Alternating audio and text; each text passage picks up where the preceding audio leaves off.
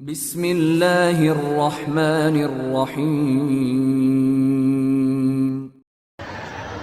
Dari jumlah bulan yang 12 itu Allah jelaskan minha arba'atun hurum. Ada 4 bulan yang disebut bulan yang dihormati, bulan yang disucikan, bulan yang diharamkan.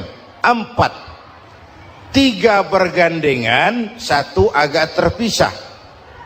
Yang bergandengan itu Rajab, Sya'ban, Ramadan. Yang agak terpisah itu Muharram.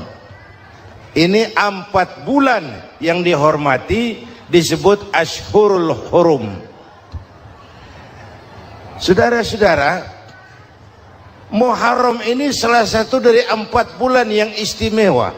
Kenapa? Banyak peristiwa besar yang terjadi di bulan Muharram. Hampir semua nabi dan rasul berkaitan dengan Muharram ini. Hampir semua nabi dan rasul. Kita akan kutip beberapa saja dalam konteks kekinian.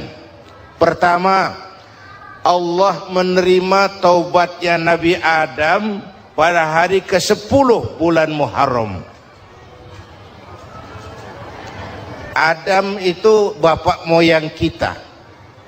Dosanya 1, makan buah khuldi, dikeluarkan dari surga. Kita dosanya banyak, kepengen masuk, enggak nyambung. Hai Adam, dari tidak ada kamu saya adakan. Saya perintahkan tinggal di surga. Merasa sepi sendirian, saya ciptakan Siti Hawa supaya kamu tenang. Kamu boleh nikmati semuanya. Ini boleh, itu boleh, ini boleh, itu boleh. Makan, makanlah yang kau mau. Minum, minumlah yang kau suka. Pakai, pakailah yang kau senang. Satu yang saya minta, jangan dekati pohon khuldi. Itu kau tidak sanggup, keluar. Diusir dari surga. Sujud Nabi Adam, kata riwayat 40 tahun sujud, membaca Rabbana zalamna anfusana wa illam taghfir lana wa tarhamna lanakunanna minal. Itu namanya istighfarnya Nabi Adam. Istighfar itu kan mengucapkan astagfirullah, basmalah, membaca bismillah. Jangan kayak teman saya disuruh banyak-banyak baca istighfar, benar-benar dia baca istighfar, istighfar, istighfar. Bukan itu maksudnya. Nah, maka salah satu amalan yang sangat dianjurkan di bulan Muharram ini memperbanyak istighfar. Tidak ada orangnya yang tidak. Ayo jujur, ini yang kumpul di sini semua, ada nggak yang nggak punya dosa? Yang merasa nggak punya dosa, ayo ke depan. Ada? Tidak ada. Setiap kita, entah kecil entah besar, sengaja, terlupa, pasti mempunyai yang namanya khilaf dan salah. Dan Allah Tuhan kita bukan Tuhan pendendam. Allah Tuhan kita Tuhan yang ramah dan rahmah. Manusia, dosamu banyak, tapi ampunanku lebih banyak. Salahmu besar, rahmatku jauh lebih besar. Kau sujud di hadapanku, aku bangga melihatnya. Kau menangis di hadapanku, aku senyum melihatmu. Kau berjalan menujuku, aku berlari menyambutmu. Karena itu amalan yang sangat dianjurkan di bulan Muharram ini memperbanyak istighfar. Itu kalau istighfarnya Nabi Adam. Ada istighfarnya Nabi Yunus. Ibu kenal Nabi Yunus? Di mana kenalannya? Sok tahu. Nabi Yunus itu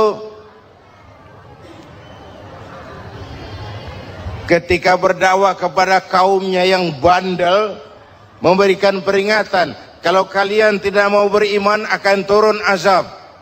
Kapan Yunus? Akan. Kenapa mesti akan? Sekarang aja kalau mau saya tungguin. Kurang ajar betul ini umat. Akhirnya Nabi Nuh menghindar dengan perhitungan, kalau azab tidak turun saya sudah jauh. Meragukan janji Tuhan. Lalu naik kapal, dinaiki oleh Yunus, kapal mogok. Dicari siapa biang keroknya ini. Diundi ternyata Yunus, sampai 3 kali diundi. Dibuanglah Yunus ke dasar laut, ditelan oleh ikan Nun atas perintah Allah. Telan itu Yunus, jangan pakai dikunyah, rusak urusan. Telan saja, simpan di perutmu.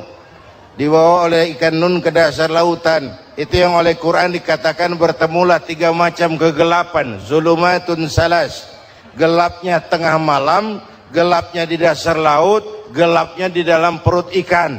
Itu namanya peteng, mbahnya gelap. Di perut ikan itulah Nabi Nuh sadar akan kesalahannya, meragukan janji Allah, meragukan janji Allah. Ia sujud di dalam perut ikan itu, membaca la ilaha illa anta subhanaka inni kuntu. Itu istighfarnya Nabi Yunus. Dibacakan istighfar begitu, ikan sakit perut, Pak. Di dasar laut kemana mau cari apotik? Dia naik ke permukaan, memuntahkan isi perutnya. Nabi Yunus keluar dengan selamat. Itu pun terjadi pada hari ke-10 bulan Muharram. Istighfar intinya itu. Itu amalan utama bulan Muharram, memperbanyak istighfar. Allah selamatkan Nabi Nuh dari bahtera banjir yang luar biasa 10 Muharram. Allah selamatkan Nabi Ibrahim dari pembakaran Raja Namrus 10 Muharram. Setelah Nabi Ibrahim itu menghancurkan berhala-berhala, Abrahat pulang mau ibadah, lihat Tuhannya berantakan, marah besar. Siapa yang menghancurkan Tuhan-Tuhan kita ini? Ada yang lapor, kami lihat Ibrahim. Tangkap. Belum ada bukti, tangkap dulu yang penting. Bukti belakangan. Tangkap. Wah, dikerahkanlah aparat. Tangkap Nabi Ibrahim. Disidang langsung oleh Abrahat, oleh Namrus maksud saya. Ibrahim, kau yang menghancurkan berhala-berhala kami ini, Tuhan-Tuhan kami. Siapa bilang? Ada yang lapor. Saya dengar enggak semua berhala itu hancur. Ada yang paling besar, angkat tangan, saya lihat ada kampak di tangannya. Barangkali yang besar itu iseng tuh, yang kecil-kecil dikampakin. Tanya aja sama dia, kamu gila? Kenapa? Masa kami disuruh nanya berhala? Nggak bisa jawab. Nggak bisa jawab. Lah kenapa disembah? Lebih gila mana sih? Tahu nggak bisa jawab kenapa disembah? Kurang ajar kamu Ibrahim. Bakar, dibakar. Ketika Ibrahim dilempar ke kobaran api yang menggunung, Allah perintah api, ya naru kuni bardan wa salaman ala Ibrahim. Hai api, dinginlah sampean. Api Madura waktu itu, Pak. Hai api, dinginlah sampean, selamatkan Ibrahim. Api tunduk kepada perintah Allah. Ibrahim masuk ke kobaran api, selembar rambut pun tidak terbakar. Kenapa? Apinya tunduk kepada perintah Allah. Kenapa? Karena Ibrahim orang yang takut kepada Allah. Api tunduk kepada perintah Allah. Kalau kita baca ayat itu, masuk ke api, mateng. Sudah hadirin yang saya muliakan, oleh karena itu selamatnya Ibrahim dari pembakaran Raja Namrus itu pun pada 10 Muharram, Yaumul Asyura, hari ke-10 dari bulan Muharram. Baik. Itu Ibrahim. Hadirin hadirat yang saya cintai, sebagian kecil tentang Nabi Adam, Nabi Ibrahim dan Nabi Yunus, tapi saya belum menceritakan tentang Nabi Nuh tadi. Mengulang kaji. Nabi Nuh salah seorang rasul yang masuk ulul azmi 5 besar, karena memang perjuangannya menggambarkan satu usaha yang ulet dan luar biasa. Beliau diberi umur 950 tahun, lalu berdakwah selama 900 tahun, sore, pagi, siang, malam, dapat pengikut tidak lebih 80 orang, rata-rata 10 tahun satu. Kalau saya minta berhenti aja jadi nabi, Pak. Ustadz mana masih mau buka pesantren 10 tahun buka pesantren, yang nyantri cuma 1. Pedagang mana yang masih mau dagang 10 tahun dagang yang beli 1. Pimpinan partai mana yang masih mau kampanye 10 tahun buka partai yang nyoblos 1. Bangkrut. Umatnya bandel, kurang ajar, durjana, bajingan, tengik. Umatnya Nabi Nuh ini kalau diceramahi telinganya ditutup dengan tangannya. Nabi Nuh akhirnya rekes, Tuhan, siang malam saya berdakwah kepada umat ini. Tiap kali saya sampaikan dakwahmu, mereka tutup telinganya dengan tangannya. Alergi dengar ceramah. Apa itu ceramah? Non profit. Saudara-saudara, jadi mau kamu gimana, Nuh? Sudah Tuhan, habiskan saja orang kafir. Nanti kalau punya anak, anaknya pun kafir lagi. Lebih baik bapak moyangnya sikat habis. Biasanya kalau bapak kalong, anak kampret. Bapak nyolong, anak nyopet. Fotokopi gimana aslinya? Hampir habiskan saja. Itu mau kamu, Nuh? Iya. Oke. Nanti aku turunkan banjir, Nuh. Buat kapal. Dengan apa saya harus buat kapal, Nuh? Ya dengan kayu, kata Tuhan. Kayunya dari mana, Tuhan? Ya dari pohon, Nuh. Pohonnya belum ada, Tuhan. Ya tanam dulu, Nuh. Bikin kapal kayunya nanam pohon. Apa artinya? Perjuangan perlu kesabaran. Sukses itu ada prosesnya. Nggak bisa simsalabim abracadabra lalu kita mau sukses. Semua ada prosesnya, walaupun kenyataannya begitu. Sukses banyak bapaknya, gagal itu yatim. Kalau kita sukses banyak yang ngakuin, yang baru ketemu pakai manggil encing. Ketemu baru, tapi sukses banyak bapaknya. Gagal yatim, gak ada yang mau ngakuin kalau kita gagal itu. Udah bikin kapal dengan kayu di tengah kampung, bikin kapal ini. Bayangkan di tengah kampung bikin kapal, orang kafir makin menjadi-jadi. Lihat Nuh, kenapa? Makin sarap. Bikin kapal di tengah kampung, mau belayar kemana? Tuh lihat, kalau orang nggak tahu tujuan, mountain setengah jalan. Proses yang dinilai bukan finalnya. Ya kayak gitu kesimpulannya. Saya enaknya sendiri. Bikin kapal. Kapal mendekati selesai. Ini orang kafir rame-rame datang ke kapal Nuh. Mau apa? Buang najis. Sakit perut berangkat ke kapal Nabi Nuh. Nongkrong. Dapat 2-3 tumpuk pulang. Penuh lantai kapal dengan najis manusia. Inilah perjuangan. Bukan jalan raya lurus bertabur bunga di kanan kirinya. Banyak ondak dan duri, fitnah, caci maki, antipat, segala macam. Nuh. Ada orang tua dasar kafir, kurang ajar, sudah stroke berangkat juga ke kapal Nuh. Mau buang najis, pincang-pincang digotong orang. Selesai buang najis, dia bangun mau pulang, pegangan tiang kapal terpeleset, jatuh di atas tumpukan najis. Terjadi keajaiban, yang struknya sembuh, lumpuhnya hilang, berangkat digotong-gotong pulang, jalan gagah sekali. Tapi orang kampungnya heran, ente sudah sembuh? Sudah. Berobat di mana? Kok begitu paten? Di kapal Nuh.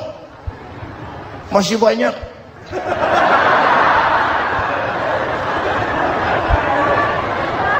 Yang berasa perlu obat bawa rantang, ambil bersih lagi geladak kapal itu. Sudah selesai Nuh? Selesai. Oke, kau orang yang beriman bersamamu, binatang serba sepasang, naik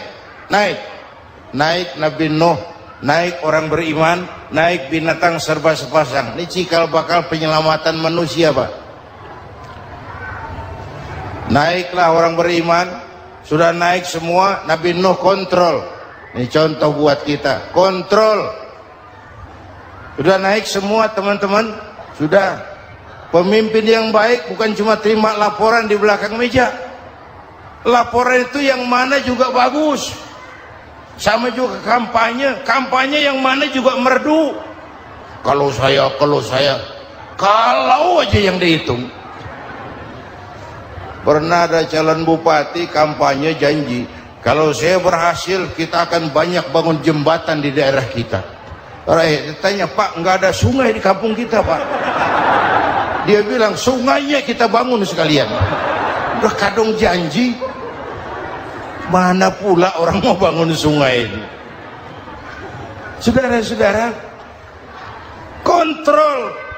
Jangan cuma tunggu laporan di belakang meja, semua laporan bagus. Ya, Bu? Bu?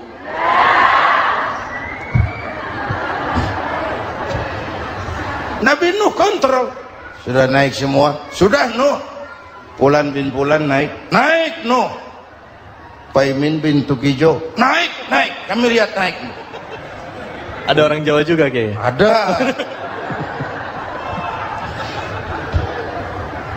Sudah kontrol.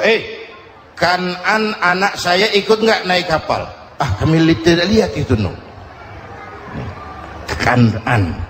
Nih potret. Bapaknya aktif ke masjid, ibunya rajin ke majelis taklim, anaknya keleleran kemana-mana. Bukan di sini, di Prancis. Udah di sini insya Allah sama.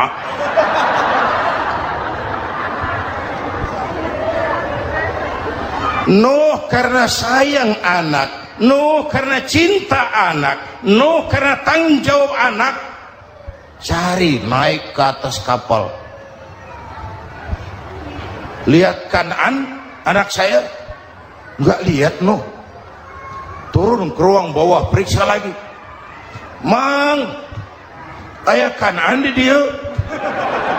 Jamaah Tasik ini rupanya di dalam. Tuh ayah Mang. Ayah kemana ya budak ya? Turun ke bawah, tanya lagi. Ono Kan'an to? Ora nano raketo. Rombongan Jawa Tengah. Naik ke atas buritan.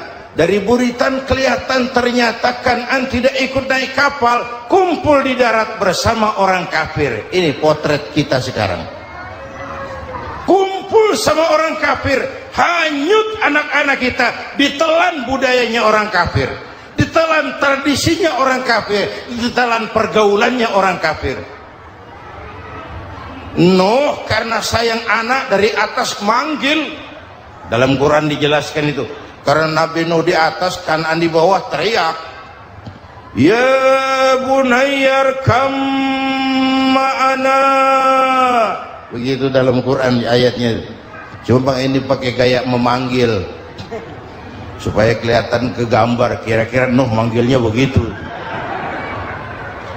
Ini namanya gaya dakwah, Pak. Kalau ceritanya datar nggak menarik. Maka Nuh memanggil Kan'an, ya bunayya arkam ma'ana. Kata yang dengar,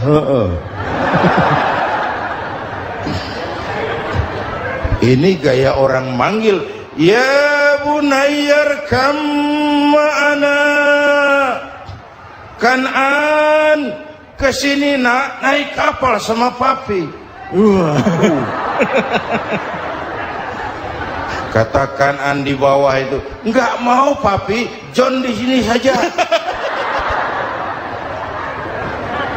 Kata Nuh, jangan nak, Allah sedang murka, akan turun banjir. Kalau datang banjir papi, sa'awi ila jabalin ya'simuni minal ma', saya akan naik ke gunung tinggi yang bisa menyelamatkan saya dari banjir.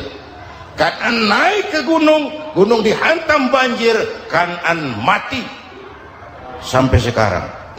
Yang kelima, Nabi Musa, kisah Muharramnya ini lahir dalam kondisi yang sulit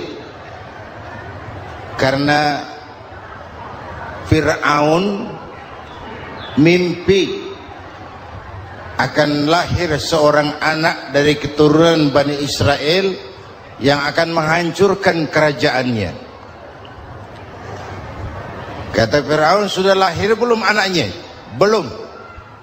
Kalau gitu mulai malam ini laki-laki dilarang bergaul sama istrinya. Semua perempuan hamil di bawah pengawasan negara. Mulai hari ini kalau lahir anak laki-laki terutama Bani Israel, penggal. Satpol PP disiapkan. Udah ada kayaknya. Ada. Patroli. Bayangkan, nah Fir'aun itu bikin undang-undang seenaknya sendiri. Apalagi merasa kekuasaannya dalam ancaman. Penguasa manapun kalau merasa dalam ancaman, panik. Padahal kekuasaan itu kayak harimau. Makin lama ditaiki, makin sulit turun. Kenapa? Karena macannya makin lapar. Naik terus capek, turun dimakan harimau. Serba sulit. Saudara-saudara, kalau kita mau belajar dari Pak Harto, saya melihat kekurangan Pak Harto cuma satu, terlambat berhenti.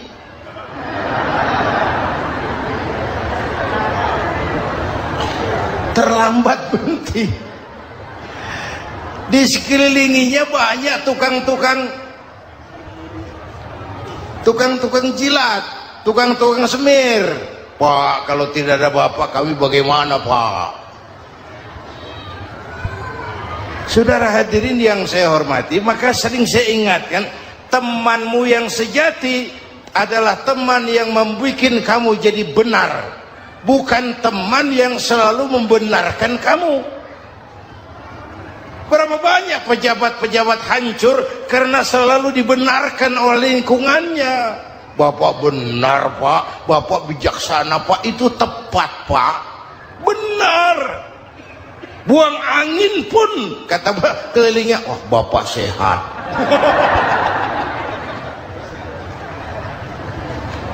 Temanmu yang sejati, teman yang bikin kamu jadi benar, bukan teman yang selalu membenarkan kamu.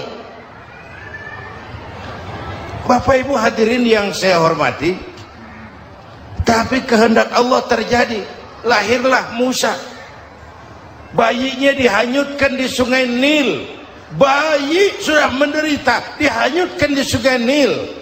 Dan akhirnya besar di lingkungan istana Fir'aun, diriwayat oleh Ratu Aisyah, perempuan Fir'aun. Setelah mulai berjuang, terjadilah itu, Musa dan pengikutnya dikejar oleh Fir'aun.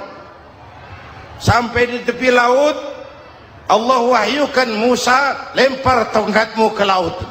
Dalam kondisi darurat, mukjizat tiada jalan. Kondisi darurat. Kalau tidak, mukjizat itu maunya Allah, bukan maunya Nabi. Nabi nggak kuasa. Allah yang mau. Tapi hidup Nabi bukan mukjizat manusiawi. Tidak mentang-mentang ada mukjizat tongkat, tiap sulit main tongkat, nggak usah berjuang kalau begitu. Itu darurat menyelamatkan umat. Tongkat dilempar ke laut, laut terbelah. Laut terbelah. Itu secara visualnya bisa kita lihat dalam film The Ten Commandments. Udah nonton belum? Urusan nonton kalah sama Ustadz bagaimana sih? Ten Commandments, 10 firman Tuhan. Tekniknya bagus tuh. Bagaimana laut terbelah. Musa lewat, Fir'aun mengejar. Musa sampai di ujung sana, Fir'aun masih di sama tengah perjalanan. Laut nutup kembali. Laut menutup kembali, Fir'aun tenggelam, cengap-cengap di lautan. Begitu napas sampai di tenggorokan, Fir'aun sambil cengap-cengap itu, amantu bi Rabbi Musa wa Harun. Duh, kalau begini mah saya juga percaya sama Tuhannya Musa. Mereka mau jengkel, goblok loh, terlambat sekarang, ditenggelamin terus, modar. Musa selamat, Fir'aun mati, jenazahnya, jasadnya terdampar di pinggir laut. Beberapa waktu kemudian ditemukan orang di mumi, di balsam, diawetkan. Itu sesuai janji Quran, wa kadzalika nunajjika bi badanika litakuna liman khalfaka ayah. Kami selamatkan badan kamu agar jadi pelajaran bagi orang-orang sesudah kamu nanti. Janji Quran tepat. Janji itu 14 abad yang lalu. Jasad Fir'aun ditemukan di mumi, diawetkan, dibalsam di bawah nama Pharao Ramses II. Sekarang tersimpan di Museum Negara di Mesir. Kapan-kapan nanti ibu main ke Mesir, mampir. Naik ojek paling berapa itu? Orangnya tinggi, hidungnya mancung, pokoknya pantaslah jadi Firaun.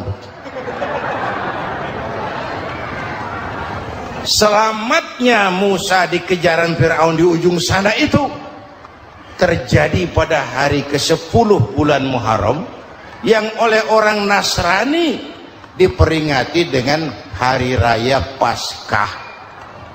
Mereka melaksanakan puasa, mensyukuri nikmat keselamatan dari kejaran Fir'aun.